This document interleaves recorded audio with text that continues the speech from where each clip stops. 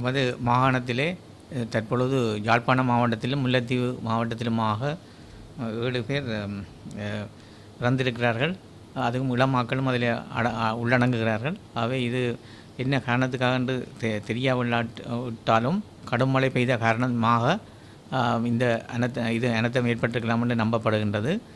யாழ்ப்பாணம் மாவட்டத்திலே 6 பேரும் முல்லைத்தீவு மாவட்டத்திலே 1 பேருமாக 7 பேர் இதுவரை இறந்திருக்கிறார்கள். இது ஒரு மிக எங்களுக்கு ஒரு பீதியை ஏற்படுத்துகின்றது. இது எவ்வாறாக இருந்த பொழுதும் சுகாதார வைத்திய அமைச்சும் சுகாதார வைத்திய அதிகாரிகளும் மிகவும் கவனமாக இதை பரிசீலித்து ஏற்ற நடவடிக்கைகளை உரிய வகையிலே தொடர்ச்சியாக எடுத்துக்கொண்டிருக்கிறார்கள்.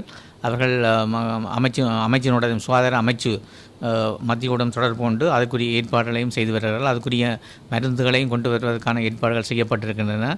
தொடர்ந்தும் நாளைக்கும் மருந்துகள் கொண்டு வருவதற்கான ஏற்பாடுகள் செய்யப்பட்டிருக்கின்றன. மற்றது முக்கியமாக யாழ்ப்பாணம் மாவட்டத்திலே 3 பிரதேச அந்த சுகாதார வைத்திய அதிகாரி பிரிவுகள், முக்கியமாக 3 சுகாதார வைத்திய அதிகாரி பிரிவுகள் பாதிக்கப்பட்டன. பருத்தித்துறை, கரவட்டி மற்றும் சாவச்சேரி, இந்த 3 சுகாதார வைத்திய அதிகாரிகள் பிரிவு தான் அதில் முக்கியமாக இதனால் பாதிக்கப்பட்டதாக அறிய முடிகின்றது. அவை இதுக்கேற்ற நடவடிக்கைகளை சுகாதார வைத்திய அதிகாரிகள் தொடர்ந்து மேற்கொண்டு வருகிறார்கள்.